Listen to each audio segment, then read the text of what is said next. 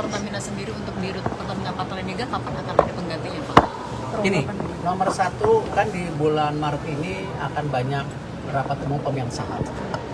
Jadi tentu pergantian nanti komisaris direksi kita sejalankan dengan rapatan tahunan.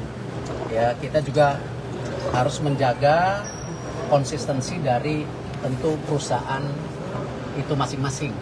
Ya, karena masing-masing perusahaan itu juga kan banyak mendapatkan penugasan.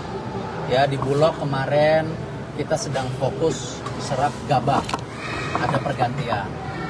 Nah, tentu dengan kasus yang sedang didalami kejaksaan, kemarin saya meeting sama Pak Kejaksaan, ya Pak JA sebelum ke Magelang jam 11 malam itu, bagaimana tentu kita apresiasi yang dilakukan kejaksaan, kita hormati. Seperti dulu kita sama-sama kejaksaan, kasus Asabri, Jiwasraya, Garuda, kita berpartisipasi. Yang penting, kalau sama dulu juga yang Garuda, jangan sampai nanti ada kasus yang sama, akhirnya Garudanya bangkrut, tidak bisa terbang. Nah, kalau teman-teman ingat dulu, kalau sampai restrukturisasi itu gagal, ya, jangan bicara tiket turun hari ini, jumlah pesawatnya tidak ada. Nah, waktu itu penyelamatan Garuda juga memastikan Garuda tetap terbang lebih baik. Ya, terbukti hari ini lebih baik. Nah, sama di Pertamina sendiri, tentu kita akan review total. Seperti apa nanti bisa perbaikan-perbaikan yang kita lakukan ke depannya. Ya, banyak yang bicara bagaimana peran SKK Migas, bagaimana peran Menteri SDM, bagaimana Menteri BUMN, bagaimana juga lain-lain. Nah, ini yang kita konsolidasikan, kita harus berikan solusi. Seperti yang Pak Presiden selalu bilang, antara menteri ini berkomunikasi. Dan insya Allah saya sama Pak Belil bisa kasih solusi. Ya, dan kita sama-sama petakan mana yang kita bisa lebih efisiensikan. Ya, ini ada holding, ada subholding. Seperti apa kita review. Ya, apakah ini mungkin ada 1-2 perusahaan yang harus dimergerkan supaya nanti antara Kilang dan Patraniaga tidak ada exchange penjualan, ya kita review, nggak apa-apa. Ini kan bagian dari improvisasi. Tetapi kalau kita lihat kondisi Pertamina keuangannya dulu dan sekarang itu jauh lebih baik, pelayanannya lebih baik. Nah, apakah ada kasus-kasus? Saya rasa sama. ASDP juga ada kasus. Ya, tapi jangan sampai persepsinya bahwa ketika ada oknum, ada individu, akhirnya seluruh korporasinya itu dibilang tidak baik. Kita harus jaga. Karena banyak sekali penugasan yang dilakukan untuk pemerintah kepada BUMN yang selama ini improvisasinya luar biasa. Nah, ini yang kita jaga.